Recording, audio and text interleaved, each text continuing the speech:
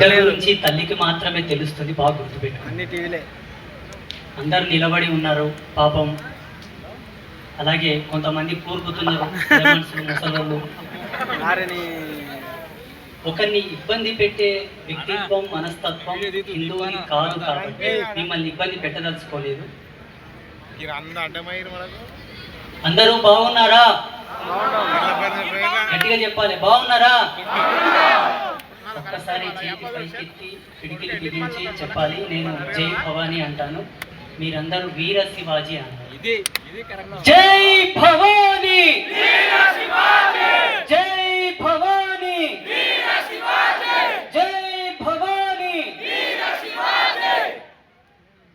గొంతు దించకపోతే ఎందుకోసం అరుస్తున్నానంటే, నేను రోజు తక్కువ 70-80 వేలకు పైచీలకు ఒకరోజు ఓపిక ఉంటే 1,00,000 సార్లు నవాక్షర మంత్ర జపం చేస్తాను. శాస్త్రాల్లో ఒక మాట చెప్పారు, సాధు వాక్కు ఎప్పుడు పొళ్ళుపోదు, వ్యర్థం కాదు అని. నేను అరిసి మిమ్మల్ని ఎందుకు అర్పిస్తున్నానంటే, భావి తరాలకు ఈ దేశంలో సత్యం నిలబడాలి. కేనో సత్య, ఏది సత్యం అంటే సమస్త చరాచర జీవకోటినంతా రక్షించినది సత్యం. అది నిలబడాలని చెప్పేసి అరుస్తున్నాను తప్పిస్తే పిచ్చి కుక్క గరిసిలేదు నాకు. ఈరోజు వెన్నచేడు గ్రామానికి పట్టిన దరిద్రం అంతా పోయింది. గట్టిగా చప్పట్లు కొట్టాలి. అలాగే ఛత్రపతి శివాజీ మహారాజ్ యువజన సంఘం, స్వామి వివేకానంద యువజన సంఘం వారి కోసం గట్టిగా చప్పట్లు. మన సనాతన ధర్మంలో దాతని ప్రత్యక్ష దైవంగా నమ్ముతారు, చూస్తారు. కాబట్టి ఈ కార్యక్రమానికి ఇంత ఎత్తున ధన రూపేణ వస్తు రూపేణ సహకరించినటువంటి దాతలకు, అలాగే విగ్రహ దాతకు, అన్నదాతకు కూడా ఒకసారి గట్టిగా చప్పట్లు.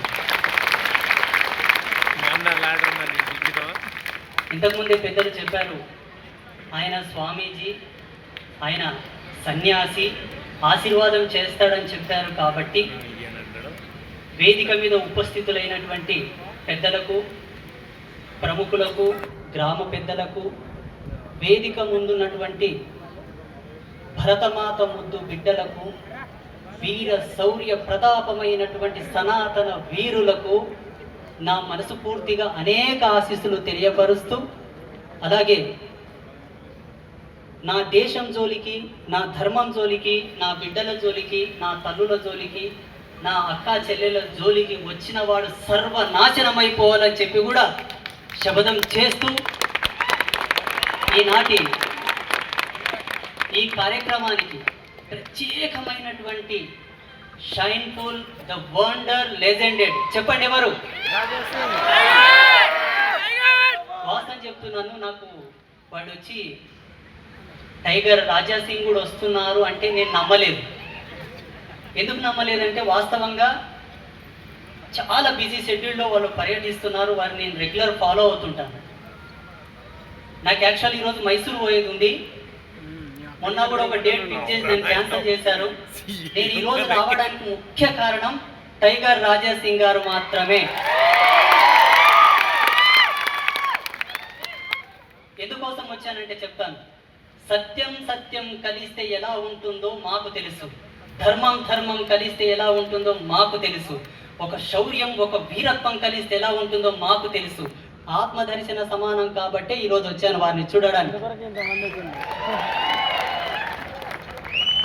మరి ఈనాటి ఈ వేదిక పరిపూర్ణమైంది, పావనమైంది, అన్ని విధాలుగా చైతన్యమైందని చెప్పి ఆశిస్తూ ఒకే ఒక్క మాట చెప్పి ముగిస్తాను. సమయం చాలా అయిపోయింది. ఇంతకుముందు పెద్దలు చెప్పారు, అన్ని అంశాలను చెప్పారు, మనకు కావాల్సిందంతా చెప్పారు. చివరిగా ఉడతా భక్తిగా, ఉడత సేవగా నేను ఒక మాట చెప్తాను. ప్రపంచవ్యాప్తంగా ఉండేటటువంటి అన్ని మతాలకు, అన్ని ధర్మాలకు వెంట్రుకంతా కూడా తెలియదు, ఇంకా నేర్చుకునే దశలు ఉన్నాయి, ఇంకా ఓనమాలు కూడా నేర్వలేదు. కానీ నీ ధర్మం, నా ధర్మం, మన ధర్మం భూమి బద్దలై బ్రహ్మాండమే బద్దలైపోయే వరకు మానవుని యొక్క విజ్ఞాన వికాసానికి ఏం అవసరమో అవన్నీ ఇచ్చిపోయిన లక్షల సంవత్సరాల క్రితమే. అన్ని ఉన్నాక కూడా మన దేశం 1800 సంవత్సరాలు బానిసత్వం లోపలికి ఎందుకు పోయింది? ఇది ప్రశ్న. సమాధానం ఏంటో తెలుసా? మనమే. కారణం ఏంటో తెలుసా? మనలో ఐక్యమత్యం లేకపోవడం. ఎలా? చూడండి, మీరు ఒక విధర్మీయుడితో గనక స్నేహం చేస్తే, వానితో సాంగత్యం చేస్తే, ఎంతసేపు ఉన్నా వాని ఉద్దేశం ఒకటే, నేనే బతకాలి, నేను మాత్రమే ఉండాలి, నా దేవుడే సత్యం, నా బుక్కే సత్యం, మీరంతా పనికిరాని కొడుకులని వాడు డిసైడ్ అయిపోయాడు. ఇంకొక ఆశ్చర్యకరమైన విషయం ఏంటో తెలుసా? పెద్దమని చెప్పాడు, మన హిందువులతోనే కొనండి, మన హిందువులతోనే వ్యాపారాలు చెయ్యండి అని ఎందుకోసం చెప్పాడంటే, అందులో స్వార్థం లేదు. వాళ్ళని బతకకూడదు అని చెప్పేటంత దుర్మార్గులం దౌర్భాగ్యులమేం కాదు. జీవో జీవశ్య జీవనం అని చెప్పి మన రక్తంలోనే ఉన్నది ఆ గుణం. ఎందుకోసం చెప్తున్నామంటే, మీరు చేసిన వ్యాపారాల వలన వాడు గడిచిన సొమ్మంతా తీసుకుపోయి మక్కా మదీనాలో గుమ్మరించి వస్తాడు. అదే ఒక క్రైస్తవుడైతే వాడు తీసుకుపోయి జెరూసలంలో గుమ్మరించి వస్తాడు. నీ జాతి వాడితో, ఈ దేశం వాడితో, నీ బిడ్డతో వ్యాపారం చేస్తే వాడు తిరుమల కన్నా పోయి పోసి వస్తాడు, లేదంటే శ్రీశైలం అన్న పోయి పోసి వస్తాడు. ఇంకొక ముఖ్యమైన విషయం, ఈ మధ్యలో మన తెలుగు రాష్ట్రాల్లో పెద్ద గజ్జంటుకున్న తెగులు. నిన్న ఒక సభ పెట్టిండ్రు ఆంధ్రలో, దళిత క్రైస్తవులు అంటే ఇది పెద్ద పదం. ఏ మహాన్ భావుడు తీసుకొచ్చిండో దళిత క్రైస్తవం. ఒరే, దళిత అంటే అర్థం ఏంటో తెలుసా? మాదిగ కులానికి పరమార్థం ఉన్నది, మాల కులానికి పరమార్థం ఉన్నది, దాసరి కులానికి పరమార్థం ఉన్నది. ఆ మూలాలన్నీ కూడా సనాతన ధర్మంతో పెనవేసుకొని ఉన్నాయి. ఏ విధంగా నీ క్రైస్తవుడు దళితుడు అయ్యిండ్రా? మతం మారడానికి కారణం ఏంది? మారిన తర్వాత ఈ హక్కులు ఎలా వస్తాయి నీకు? ఇది పెద్ద కుట్ర. ఎందుకో తెలుసా? క్రైస్తవులనంతా తీసుకొచ్చి ఎస్సీ హోదాలో కలిపిండ్రు, ముస్లింస్నంతా తీసుకొచ్చి బీసీ హోదాలో కలిపిండ్రు. మనమంతా మన్ను బుక్కి సావాలంట భావి తరాలలో, మన పిల్లలు, మన మనవలందరూ కూడా. ఇది చాలా పెద్ద కుట్ర. వాళ్ళకి ఇచ్చే రాయితీల వల్ల వాళ్ళు ఏం చేస్తారు? భరతమాతకు చేయగొట్టమంటే కొట్టరు, ఈ దేశాన్ని గౌరవించమంటే గౌరవించరు, సర్వోన్నతమైన న్యాయస్థానాన్ని గౌరవించరు. మళ్ళీ వాళ్ళకు రాజ్యాంగ విలువలు బాగా తెలుసుకోండి. ఇక్కడ ఉండే వాళ్ళందరూ కూడా మనమందరం చేస్తున్నటువంటి పిచ్చి చేష్ట ఏంటో తెలుసా? కులం కులం కులం కులం అని పిచ్చి కుక్కల్లాగా కొట్టుకొని వస్తున్న. ఒరే నాయన, మొన్న పెహల్గావ్లో వచ్చినోడు కులం అడగలేదు, నీ గోత్రం అడిగిలేడు, నీ ప్రాంతం అడిగిలేడు, నీ ఏరియా అడిగిలేడు, కేవలం పాయింట్ ఇప్పి చూసి. ఎందుకో తెలుసా? వానికి కావాల్సింది ఒక్కటే, నేనే ఉండాలి, నేనే బ్రతకాలి, నాదే నడవాలనే పిచ్చితనం వాళ్ళలో ఉంది. కాబట్టి వాడు చూడవలసింది చూసిండు, కాల్చవలసిన పద్ధతిలో కాల్చిపోయిండు. మళ్ళీ నీకేం పిచ్చెక్కిదిరా నాయన, కులం కులం అని పెట్టుకున్నావు? ఒకవేళ ధర్మ మీమాంస సూత్రం ప్రకారంగా ఆధ్యాత్మికంగా ఎవరికైనా ఉన్నతి ఉంటే కులం అనే తత్వంతో ఈ దేశాన్ని, ఈ ధర్మాన్ని సమున్నతమైన స్థానంలో నిలబెట్టవచ్చు అన్న వాళ్ళు ఎవరన్నా వస్తే ఈ స్టేజ్ మీదకి వచ్చి మాట్లాడండి, చూద్దాం. ఇదంతా కేవలం ఒకే ఒక్కరి లబ్ధి కోసం మనల్ని పావుకోలం చేసి ఆట ఆడుతున్నారు. కాబట్టి ఈ కులాల చిచ్చు మనకొద్దు, ఈ ప్రాంతాల చిచ్చు కూడా మనకొద్దు. ఈ మధ్యలో పెద్ద మనుషులు అంటున్నారు, Andhra go back, Marwadi go back. అబ్బో, అదే నోటితోటి రోహింగ్యా గో బ్యాక్ అంటే ఏమైంది? ఎందుకంటలేరు? అరే, ఇడు మన ఆంధ్రోడు అయితే ఏమైంది? తిరుపతి ఎక్కడుంది? ఆంధ్రలో ఉంది. శ్రీశైలం ఎక్కడుంది? ఆంధ్రలో ఉంది. ఆ దేవాలయం నుంచి వచ్చే రాయితీలని మనం తింటున్నాం. మనం 10 రూపాయలు తీసుకుపోయి ఆ దేవుని కాడ వేస్తే ఆ దేవునికి వేసిన ఉండి డబ్బులతోటి మనల్ని బ్రతుకుతున్నాం. ఈ రోహింగ్యా కానీ బతికిస్తే వాడు ఏ దేశంలో పోయి పడేసి వస్తాడు, ఏ దేశానికి చేయగొడతాడు? ఇటువంటివన్నీ చాలా కాలం నుంచి మనం పెట్టి పోషిస్తున్నాం. ఈ మధ్యలో ఒక విచిత్రకరమైనటువంటి సంఘటన ఏంటంటే, భగవంతుడు నాకు అవకాశం ఇచ్చాడు. అవకాశం నేను వాడుకొని నా స్వార్థం కోసం వాడుకోలేదు, లోక కళ్యాణం కోసం వాడుకున్నా. నేను చెప్పాను, చూడు,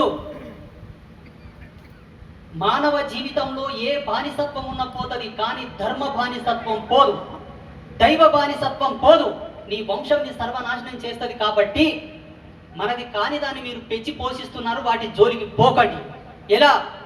మొన్న కొంతమంది ఈ వీడియో పరాశరి స్వామికి చేరాలని చెప్పి ఎగిరెగిరి తప్పెడ కొడతారు, అలా ఆడుకుంటా వీళ్ళ పనుగా కాడ ఎగిరెగిరి తప్పటి కొడతారు. ఎవరితోనో తప్పెట్టు కొడుతున్నావు, ఎవరితోనో పోయి ఆడుతున్నావు, ఎవరికి చూపెట్టి తప్పెట్టు కొడుతున్నావు. ఇలాగే గనక కొనసాగితే రేపు నీవేడ తప్పెడ కొట్టాలాడ తప్పెడ కొడుకున్న పొద్దు నీకు వస్తుంది. నీ తల్లితోటో నీ చెల్లితోటో బాగా గుర్తు పెట్టుకో. జరగలేదా? కళ్ళ ముందలే జరుగుతున్నాయి కదా. ఒకే ఒక్క మాట ఈరోజు వెన్నచేడు వేదికగా చెప్తున్నాను, బాగా గుర్తు పెట్టుకోండి. మనం మనలా ఉంటే, మన అస్తిత్వం మనం తెలుసుకుంటే, మనదైన దాన్ని మనం గుర్తుంచుకుంటే, శత్రువుతో మనం యుద్ధం చెయ్యక్కర్లా. వానికి వాడే ఉరేసుకొని చచ్చిపోతాడు రోడ్ల మీద. మన దాన్ని మనం తెలుసుకోవాలి, మన దేవుళ్ళను మనం పూజించుకోవాలి, మన వాళ్ళని మనం గౌరవించుకోవాలి, మనదైన అస్తిత్వం పైన మనం బ్రతకాలే తప్ప బానిసత్వంతో బ్రతికిన నాడు ప్రపంచ పటంలో నీ అస్తిత్వం లేకుండా పోతుంది. బాగా గుర్తుపెట్టుకో. ఆల్రెడీ కొన్ని దేశాల లోపల, మన పొరుగు దేశాల లోపల మన వాళ్ళు లేరు. ఎక్కడ పోయి? భూదేవి మింగేనా? ఆకాశం ఎత్తుకపోయినా? చూడండి, మొన్నటికి మొన్న మొహరం వేడుకల సందర్భంగా ముంబైలో 15,000 మందిని మన హిందువులను హతమార్చడానికి క్యాప్సూల్స్ తయారు చేసినట్టు ఒకడు. ఈ మధ్యలో చాలా వైరల్ అవుతున్న వీడియోలు. నిన్నటికి నిన్న రాజస్థాన్లో కొంతమందిని పట్టుకున్నారు, ఉగ్రవాద సంస్థలకు సపోర్ట్ చేసే వాళ్ళని. ఇటువంటి వాళ్ళను మీరు పెంచి పోషిస్తున్నది, ఇటువంటి వాళ్ళతో మీరు స్నేహం చేస్తున్నది. చేస్తే పర్వాలే. ఒకటే విషయం తెలుసుకోండి, నీ జీవితంలో, నీ ఇంటి ముందల, నీ వాడలో, నీ ప్రాంతంలో, నీ పార్టీలో మల్లె చెట్టును పెంచి పోషించు, కానీ ముళ్ళ చెట్టును పెంచి పోషించొద్దు. ఎన్నటికైనా ఇది కుచ్చక తప్పదు. ఇది సమగ్రవంతమైనటువంటి అనుభవంతో చెప్తున్నటువంటి విషయం. ఈనాడు టైగర్ రాజా సింగ్ గారు కానివ్వండి, నేను కానివ్వండి, మా కోసం మేము మాట్లాడతలేమండి. మేము బ్రతకదలిస్తే అన్ని విధాలుగా బ్రతకొచ్చు. వారు శాసనసభ్యులు, వాళ్ళ భార్య పిల్లల కోసం వాళ్ళు ఈజీగా బతకొచ్చు, అందరూ ఎమ్మెల్యేల లాగా. ఈనాడు వాళ్ళ కుటుంబాన్ని, వాళ్ళ పిల్లల్ని, వాళ్ళ జీవితాన్ని పన్నం పెట్టి మీకోసం మాట్లాడుతున్నాడు, కూదబెట్టి. ఏమవసరం? నేను ఒక సన్యాసిని, నాకా పెళ్ళం పిల్లలు లేరు. ఎవడన్నా వచ్చి దాడి చేసినా కాల్చిన పెద్ద భయం లేదు. ఏ నిరంజన్, నేను మాట్లాడితే పెద్ద తప్పు లేదు, మాట్లాడవచ్చు, ఏం బెగదే మాట్లాడవచ్చు. నేనేమన్నా అయితే నా పెళ్ళం ఏడుస్తుందే, నా పిల్లలు ఏడుస్తారా? మొగుడా ఇంకా ఇంటికి రాకపోతే నా పెళ్ళం అంటదే, అబ్బా ఇంటికి రాకపోతే నా పిల్లలు ఏడుస్తారా? కానీ అన్ని బాధ్యతలు, అన్ని ధర్మాలున్న మీకోసం నిర్భయంగా ఒక వీరుల్లా మాట్లాడుతున్నారంటే ఒక్కసారి అర్థం చేసుకోండి, ఒక్కసారి అర్థం చేసుకోండి. ఎందుకోసం చెప్తున్నారు? మిమ్మల్ని ఏం కత్తిపట్టి యుద్ధం చేయమనట్లేదు, మిమ్మల్ని ఎవరితోనో పోరాటం చేయమనట్లేదు, మత విద్వేషాలు రెచ్చగొట్టమని కూడా చెప్పట్లేదు. మీ హద్దులో మీరు ఉండండి, మీ వాళ్ళతో మీరు బ్రతకండి, మీ వాళ్ళని చేరదీయండి, మీ వాళ్ళతోనే కొనండి, మీ వాళ్ళతోనే వ్యాపారాలు చేయండి, మీ వాళ్ళనే కలుపుకోండి. ఎందుకోసం అంటే వాడిని బ్రతికిస్తే వాడు తీసుకుపోయి మన తిరుపతి వెంకటేశ్వర స్వామి ఉండిలో డబ్బులు వేస్తాడు. ఈయన బతికించినామంటే తీసుకుపోయి, ఎందుకంటే వాళ్ళ అస్తిత్వం అంతా అక్కడిదే కదా, ఇక్కడిది కాదు కదా.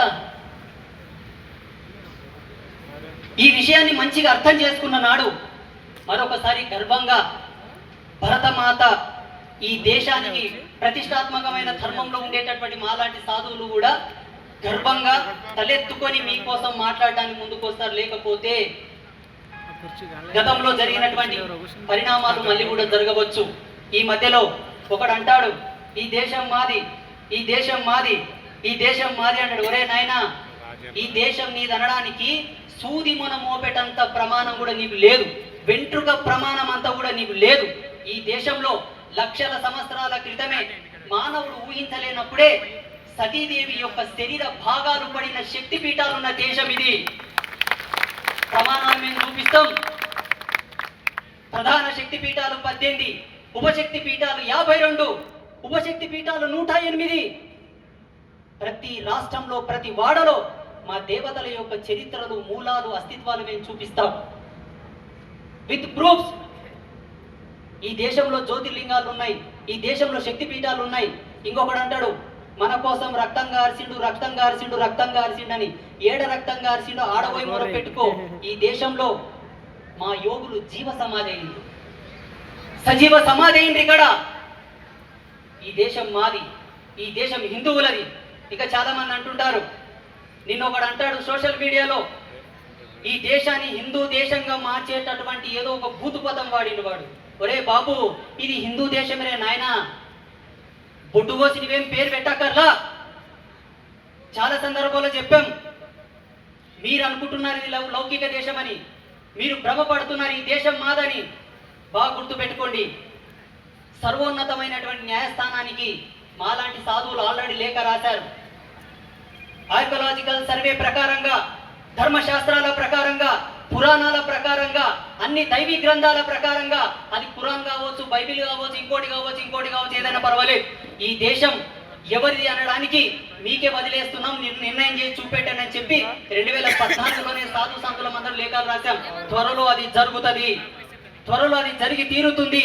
అలాగే మన హిందువుల్లోనే మన పెద్ద మనుషులందరూ మాలాంటి సాధువులు అంటారు, ఏమయ్యా నీవేమో స్వామీజీ లాక్కున్నావు, జట కట్టుకున్నావు, రుద్రాక్షలు వేసుకున్నావు, మాట్లాడితేనేమో ఒక పౌరుషంతోనే మాట్లాడతావు అంటారు. మరి మాట్లాడకుంటే ఏం చేయాలి? ధ్యానం చేసుకుంటూ కూర్చున్నాలా, జపమాల పట్టుకొని తిప్పుకుంటూ కూర్చున్నాలా? చేద్దాం. నేను రోజు చేస్తా, త్రిసంధ్యలు చేస్తా, ఉదయ సంధ్య, మధ్యాహ్న సంధ్య, సాయం సంధ్య. ఎక్కడ ప్రోగ్రాం లేకుంటే డే మొత్తం చేస్తా. జపం చేయొద్దు అని ఎవరు చెప్పిండు?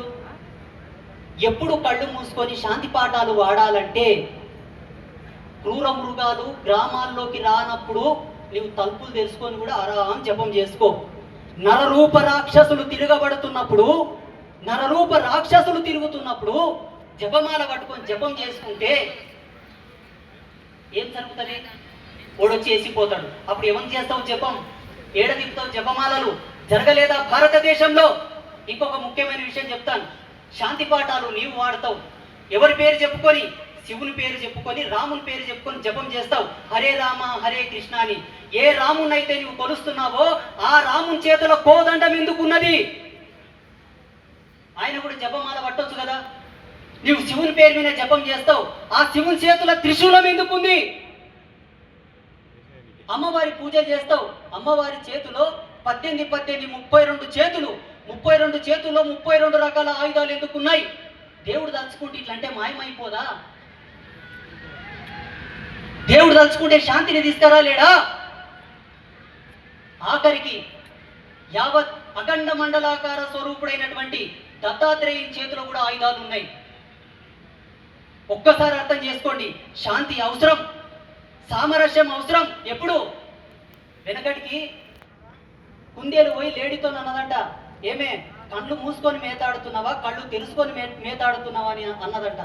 అప్పుడు లేడీ అన్నదంట, ఈ వనంలో సింహాలు ఉన్నాయా, ఈ వనంలో గుంట నక్కలు ఉన్నాయా, ఈ వనంలో పులులు ఉన్నాయా? ఉన్నాయి. ఎందుకు అడిగినావు? ఏ చాటు నుంటో ఏ పొదనుంటో వచ్చి మన ప్రాణాన్ని లేపకపోయేటప్పుడు కళ్ళు మూసుకొని ఎలా మేతాడమంటివని అడిగిందంట లేడీ. ప్రస్తుత సమాజం అలాగే ఉన్నది. నిన్న ఒక వార్త వచ్చింది. గుజరాత్లో ఒక అమ్మాయి 13 ఏళ్ల పాప, 30 మంది కామాంధులు. ఇంకెక్కడ నువ్వు కళ్ళు మూసుకొని జపం చేయమంటావు? ఇంకెక్కడ శాంతి పాఠాలు వాడమంటావు? చూడండి, మిమ్మల్ని ఆయుధాలు పట్టుకొని యుద్ధం చేయమని చెప్పట్లా, కానీ ఒకటి చేయండి, సంఘటితం, ఐక్యమత్యం. ఎలా? మన వాళ్ళని చేరదీయండి, మన దేవుళ్ళను పూజించుకోండి, మన గురువులను పూజించుకోండి, మన గుళ్ళు గోపురాలకు వెళ్ళండి, నీ ఎంకల కష్టం మన దేవుళ్ళ పాదాల కాడ పోసిరండి, ఎల్లమ్మ తల్లి పోండి, పోషమ్మ తల్లికి పోండి, తిరుపతికి పోండి. మనది కాని పంచాయతీలు మీకెందుకు? మీకేం అవసరం? దాని ద్వారా ఈ దేశం మళ్ళొక 100-200 సంవత్సరాలు వెనక్కిపోవాల్సిన అవసరం వస్తుంది. కాబట్టి ఇప్పటి నుంచి ఏ ఒక్కరు కూడా వెన్నచేడు ప్రాంతంగా ఈ వేదిక మూలకంగా నేను చెప్తున్నాను, బాగా గుర్తుపెట్టుకోండి. మీరు ఇంటికి వెళ్ళిన తర్వాత కూడా మీ వాళ్ళకందరికీ చెప్పండి, ఫలానా ఊరిలో ఛత్రపతి శివాజీ మహారాజు విగ్రహావిష్కరణకు ఒక స్వామీజీ వచ్చాడు. ఆయన బాల బ్రహ్మచారి, ఆయన ఆత్మ జ్ఞానం పొందినటువంటి ఆత్మ సన్యాసి, దండ సన్యాసి కాదు. ఆయన ఒక మాట చెప్పిండు, ఏంటో తెలుసా? పీర్ల పండుగ ఎవరు చేయకూడదంట. ఇంకొక మాట కూడా చెప్పురి, బొందాలకు దర్గాలకు ఎవడు ఉరుసులు చేయకూడదంట, కందులు చేయకూడదంట. ఈ మాట గట్టిగా చెప్పండి. ఎందుకోసం చెప్తున్నాను ఈ మాట అంటే, వాళ్ళ దేవుళ్ళను వాళ్ళు పూజించుకోకు, వాళ్ళ దేవుళ్ళను వాళ్ళు గౌరవించుకోకు. నీకు దేవుళ్ళు లేరా? నీ ధర్మంలో దేవుళ్లకు కొదువ ఉందా? నీ ధర్మం గొడ్డు అయిందా? ఏం చూసిపోతున్నావు? పోవడం వల్ల జరిగిన నష్టం ఏంటో తెలుసా? వాళ్ళు బహిరంగంగా స్టేట్మెంట్లు ఇస్తున్నారు, మీ దేవుళ్ళతో పస లేదు, మీ దేవుళ్ళతో దమ్ము లేదు, అందుకే పిచ్చి కుక్కల్లాగా బానిసలై మా కాళ్ళ మీద పడి మా పాదాలు నాకుతున్నారు, మీ హిందువులను ఉమ్మిస్తున్నారు మీ మొక్కల మీద. అయితే మీరేం చేస్తున్నారు తెలుసా? సరే, ఆపద వచ్చిందన్న, రోగం వచ్చిందని పోతున్నారు. తరతరాల వారసత్వంగా తపస్సులు ధారపోసినటువంటి అసంఖ్యమైనటువంటి ఋషిగణాన్ని, యోగిగణాన్ని, సిద్ధ పురుషులను, మఠాధిపతులను, పీఠాధిపతులను, గురువులనందరినీ ఎడమకాలతో తల్లిపోతున్నారు. మీరందరూ బాగా గుర్తు పెట్టుకోండి. ఏమి తక్క చేసి మీకు గురువులు ఏమి ఇవ్వలేదు. మీకు కోస్త తినే దేవుళ్ళు ఎంతమంది ఉన్నారు? కోస్త తిను, ఏ దేవత కోస్తావు పోయి, ఎన్ని ఆటలు కోస్తావు పోయి, ఎంత కళ్ళు తాతావు తాగు. ఒకవేళ నీకు జపం చేసుకొని శాంతిగా సాత్వికంగా పూజ చేసుకోవాలా, ఎంతమంది కావాలి? ఏ పద్ధతిలో పూజించుకోవాలంటే మీకు దేవతలు ఉన్నారు. ఎందుకు పోతున్నారు చెప్పండి? ఏం కాలేదు చెప్పండి, ఏమి దొరికిందో అది కూడా చెప్పండి.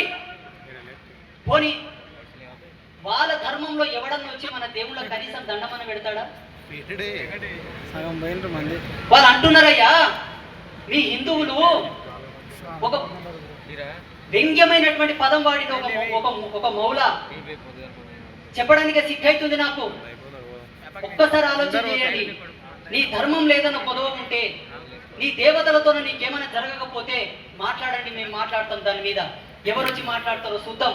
చూడండి, ప్రపంచానికి సిద్ధత్వం అంటే ఏంటో నేర్పినవాడు మనవాడు. అందుకే మొన్న లండన్లో ఎవరి విగ్రహం పెట్టారు? అంతకుముందు ఆస్ట్రేలియాలో పెట్టారు. ఎవరి విగ్రహం పెట్టారు? కాంస్య విగ్రహం. మన ఋషులది పెట్టిండ్రయ్యా, ఒక ముల్లాది పెట్టలేదు, ఒక పాస్టర్ది పెట్టలేదు. వాళ్ళది పెట్టొచ్చు కదా, మన గురువులు ఎందుకు పెట్టిండ్రు?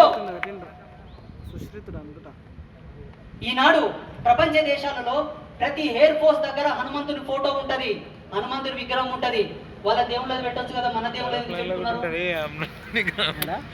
నేను చాలా సందర్భంగా చెప్తాను, మన వాళ్ళకు తిక్కుంది లెక్కుంది, ఎంతసేపు ఉన్న మనోళ్ళు పొరుగింటి పుల్ల కూర రుచి అవతలోడు వచ్చి చెప్తేనే మనోళ్ళు వింటారు, మన వాళ్ళు చెప్తే వినరు. అందుకే రోజు మేము తపస్సులో ఒక మాట చెప్తున్నాం, అమ్మా జగజ్జనని, ఈ మూర్ఖులు వినరు, ఈ అజ్ఞానులు వినరు.